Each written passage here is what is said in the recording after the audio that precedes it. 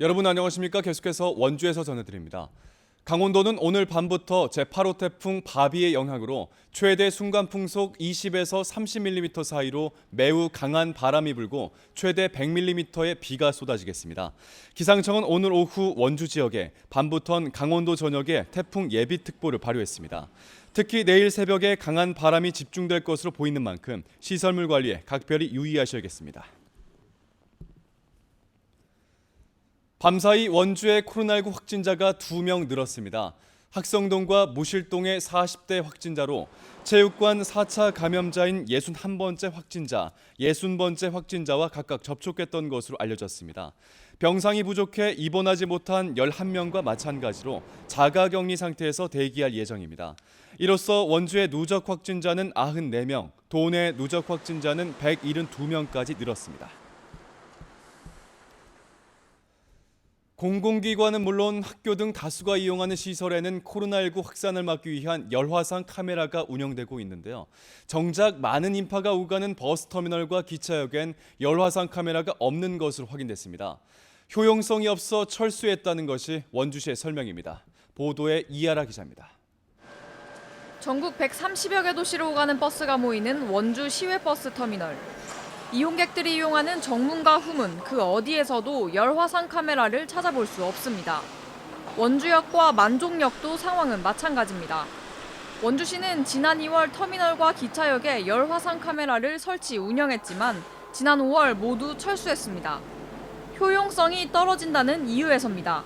한 명씩 줄 서서 하고 막 이런 게 굉장히 어려웠던 모양입니다. 그래서 33도, 4도 이렇게 찍히는 게 비일비재하고 그래서 효용성이 없다고 판단돼서 저희가 철수했다 이런 말. 코로나가 다시 확산되고 있는 상황에 누군가 발열 증상이 있더라도 다중이 이용하는 기차나 시외버스를 아무런 제지 없이 이용할 수 있는 겁니다. 열화상 카메라가 피부 온도만 측정하기 때문에 효용이 없다는 주장도 있지만 춘천을 포함해 도내 다른 8개 시군에서는 여전히 16대의 열화상 카메라를 터미널과 역에 설치해 운영하고 있습니다. 코로나가 잠잠해지고 난 이후로 앞에 그 카메라가 없어진 것 같더라고요. 원주에서도 최근 들어 많이 확진자가 많이 나오는 상황인데 이런 거를 좀 심각하게 받아들여서 실제 16일 이후 원주에서 발생한 코로나 확진자 3명이 시외버스, 고속버스, KTX를 이용해 타 지역으로 갔고 서초와 부천의 확진자도 버스와 기차를 이용해 원주를 방문한 사실이 확인됐습니다.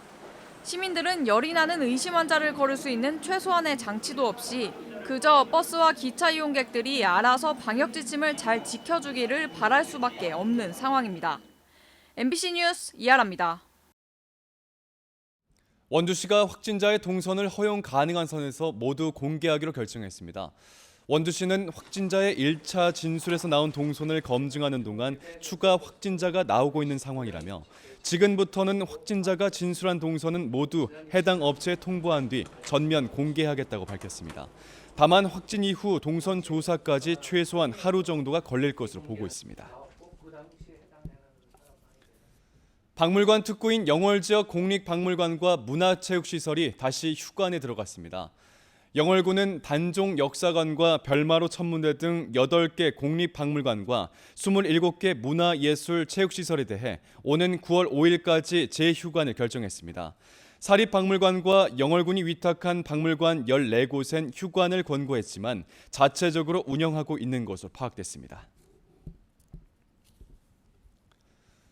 평창군이 코로나19 확산에 이용이 제한되는 실내 무더위 쉼터 대신 야외 무더위 쉼터를 지정 운영합니다. 나무 그늘과 정자 등을 활용해 11개 야외 무더위 쉼터를 지정하고 더위용 스카프와 부채 등 더위를 식힐 용품과 함께 방역 물품을 비치합니다. 이용자 간 거리 두기 등 행동 요령을 담은 안내문을 게시하고 홍보 활동도 강화하겠다는 계획입니다. 코로나19 재확산에 올해 원주 삼토 페스티벌도 취소됐습니다. 원주시와 농촌 지도사 원주시 연합회는 오는 10월로 예정된 삼토 페스티벌을 지역사회 감염 차단을 위해 전면 취소하기로 결정했다고 밝혔습니다. 농업인의 날을 기념하는 삼토 제례와 기념식은 코로나19 확산 추이에 따라 추후에 결정짓기로 했습니다. 영월군 영월읍과 남면이 지난 집중호우로 인한 특별 재난지역으로 선포됐습니다.